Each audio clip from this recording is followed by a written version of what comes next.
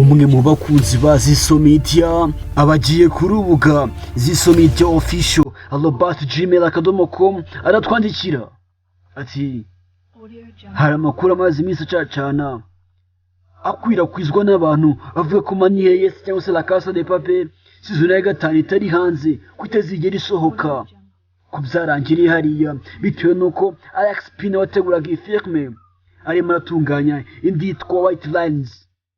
nka Zisomedia mwe mudukurikirane by'iyi filime murabivuga iki? Zisomedia nkuko twiyemeje kubaha amakuru acukumbuye kandi y'ukuri, twanyarukiye ku rubuga rwa Netflix tubashakira icyo Netflix ivuga kuri iki kibazo Money Heist cyangwa se la casa de papel. Gusa twabasha kuvumbura Money Heist igice cya gatanu n'icyo gice cya nyuma cy'iyi filime. Niko kuri.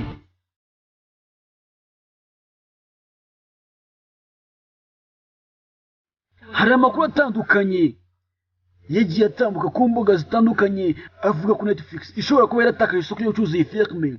Bavuga ko agiye wigaza ikindi kigo gitunga kikacuruza amashusho muri Spain. Gusa Netflix no yagarutse igira ikivuga kuri zone ya gatanu cyangwa se ku gice cya gatanu cya Money Heist. Ushaka kumva by'icyo kigo cyajyaga Netflix mu guhatana gucuruza iyi filime n'ibice kuri documentaire yabanjiriza ibyo nabyo urabyumva. Tureze Zisomedia. Uyu munsi ni la casa de papel cyangwa se Money Heist igice cya gatanu. Reka dutemberane ku rubuga rwa Netflix twumva icyo bivuzeho. Zisomedia, kora subscribe dukomezanye. Audio Jungle.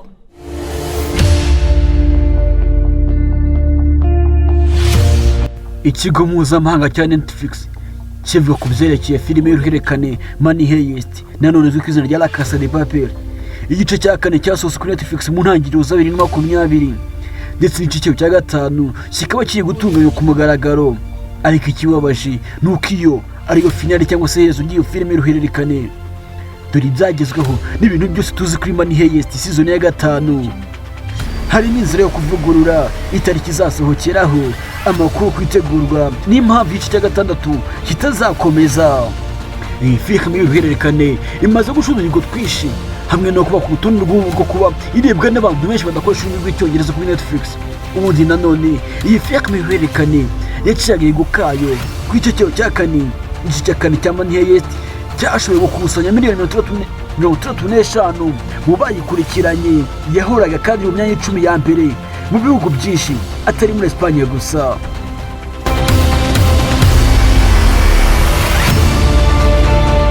Kugeza ku 29 Gicurasi 2020 iyi filime y'uruhererekane yabaye mu 10 za mbere mu Buhinde no mu Bwongereza. Yamanutse muri Netflix ku 25 Gicurasi. Ubushize kandi iyi filime y'uruhererekane yabaye mu 10 za mbere muri Amerika ni ku 27 Mata 2020.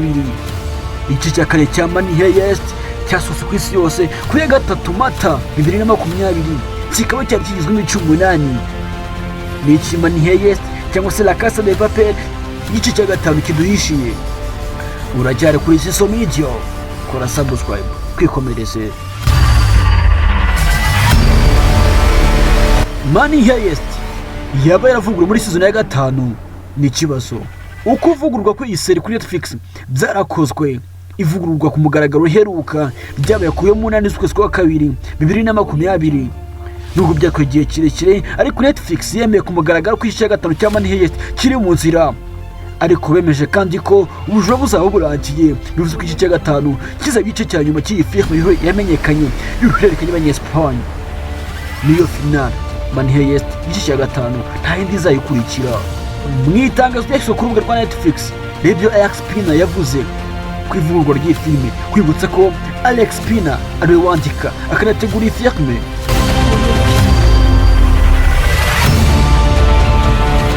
We've spent almost a year thinking about how to break up the band, how to put the professor on the ropes, how to get in the situations that are possible for many characters.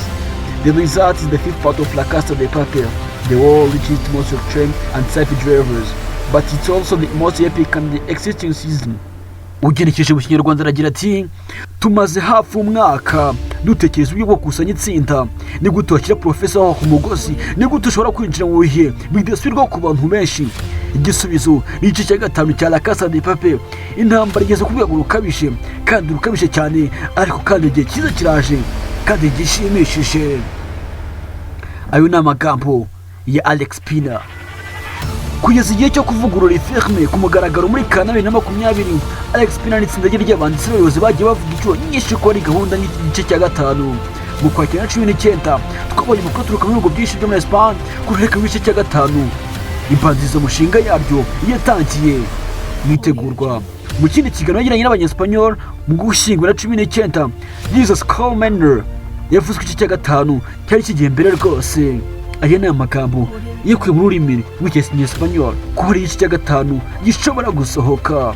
Ariko ibyo bizagarutsweho mu Kuboza, hamwe Alex Pina avuga ko atarazi igice cya gatanu cyatangajwe.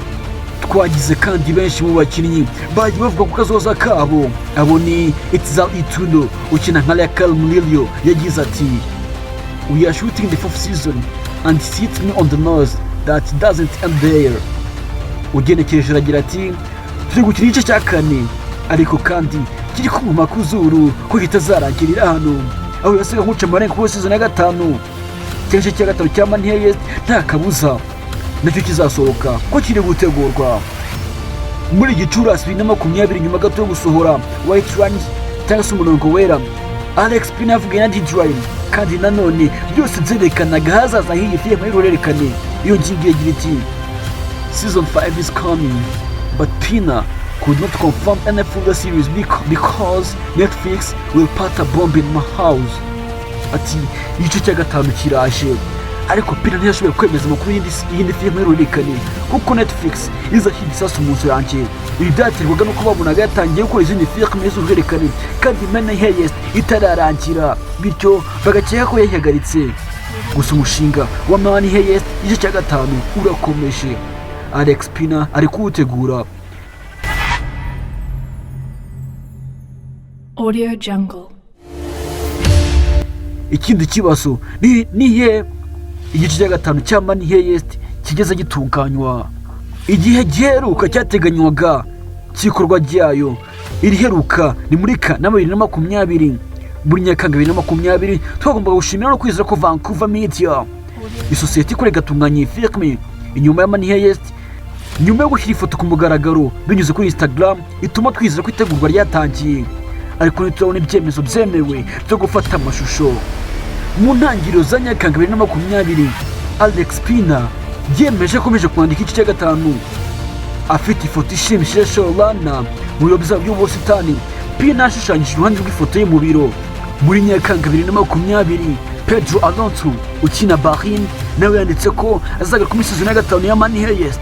Muri uwo mwanya yagize ati, "I just had my hair cut, tried on clothes, they are all masked that at times seemed like the Pentagon or one of sparring about meetings in who knows what phase. The fact in that soon I will be him again. It's called Bahrain and it's pure rough sometimes." Gusa nogosha umusatsi ngerageza imyenda bose bari bambaye mask bati ko rimwe na rimwe wasaga na Pentagon cyangwa umwe muri Spielberg ku byerekeranye amanama n'induzi icyiciro. Ikigaragara nuko vuba nzongera kumubera. Yitwa Bahrain kandi ni urukundo rwiza rimwe na rimwe. Ayo ni amagambo ashimije asobanura ko Bahrain nawe arimo arambarira umurimo ko yiteguye kuba yakina. Kuri 21 Nyakanga 2020, Arivaho Morte wamenyekanye nka Professor yanditse ko ari umunsi wa mbere agaruka agira ati, "I'm back, the Professor is back." Nagarutse, Professor yagarutse. Muri Kanama 2020 hamwe n'itangazo ryashyizwe ahagaragara hamenyekanye abanyamuryango babiri bashya.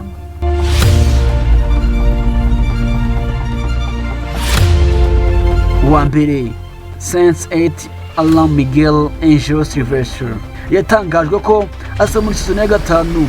Yavuze kuri Instagram ye ati, "Mam, mfite mahirwe ki Maximo y'ibyishimo."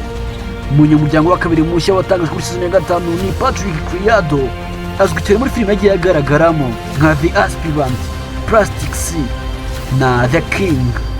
Icyo ugomba gutegereza muri season ya gatanu ya Money Heist.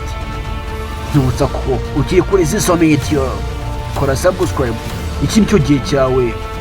Reka twihute dusubire mu gice cya kane n'uburyo byateguwe. Ubujura burakomeje cyane dore ko na Lisbon ubu yinjiye mu gatsiko gasigaye kari muri banki ya Spain. Ikibazo gikomeye cyugarije agatsiko ni uko Professor uba ari we wafashwe atunguranye hamwe n'imbunda kuri we. Iyi filime y'uruhererekane yaciye igomwe na Berhasi yawo nshya. Hagaragaye ibitekerezo byinshi kuri Alicia Cielo ukomeje kubiyobera ku bantu.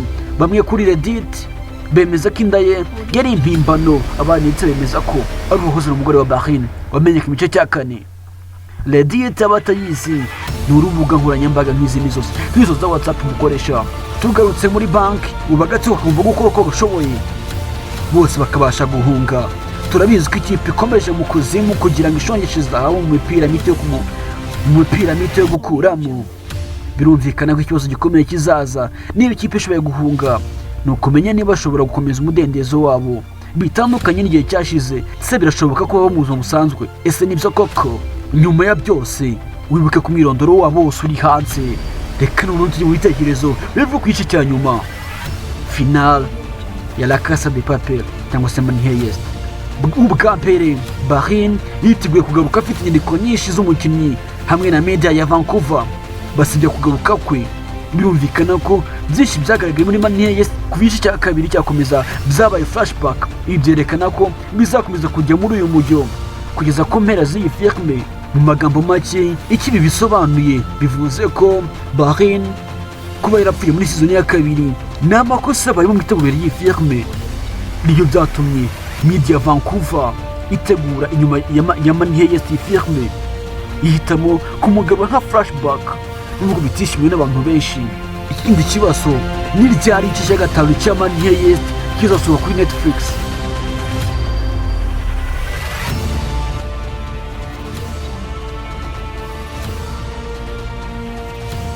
Hamwe n'ibyari biteganyijwe haje kuba itinda mu ifatwa ry'amashusho. Gusa birashoboka ko tugiye kubona final ya La Casa de Papel muri 2021.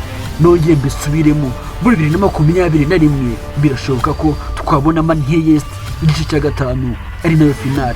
Icyo twakeka cyiza kumbana n'amatsiko yo kumenya uzayikura nubwo utazabona kuri Netflix kugeza byibuze mu mpeshyi 2021. Birumvikana ko byinshi kugira ngo isohoke bizatirwa na gahunda yo gufata amashusho mu gihe cy'icyorezo cyabasha kuba cyaracitse intege. Mu gihe cyaba kikiriho igihe cyo gusohora iyi filime gishobora guhinduka umwanya wari wo wose, bikaba bitakiri mu mpeshyi 2021 wenda bikaba ikindi gihe. Gusa icyo gusezeranya Zisomedia nzaba mpabaye kukurikiranira kubwira higeze. Nawe icyo usabwa gukora nta kindi ni ukora subscribe kugira ngo byose uzajye ubimenyeshwa ku gihe. Ushobora kwibaza ngo Alex Plan itsinda rye barimo barakora iki cyangwa se imishinga barimo barakora na Netflix ni igihe? Iyo mishinga nta yindi ni filime y'uruhererekane White Lines na Sky Lojo. Izi filime zose wazisanga kuri urubuga Netflix. Ufite igitekerezo cyangwa se inyunganizi kwandikire kuri zisomediaofficial@gmail.com. Turi Zisomedia. Kora subscribe kwikomereze mu buryohe. Mwibutsa ko nta handi uzakura amakuru cyangwa se inkuru utigeze wumva n'abandi usibye kuri Zisomedia.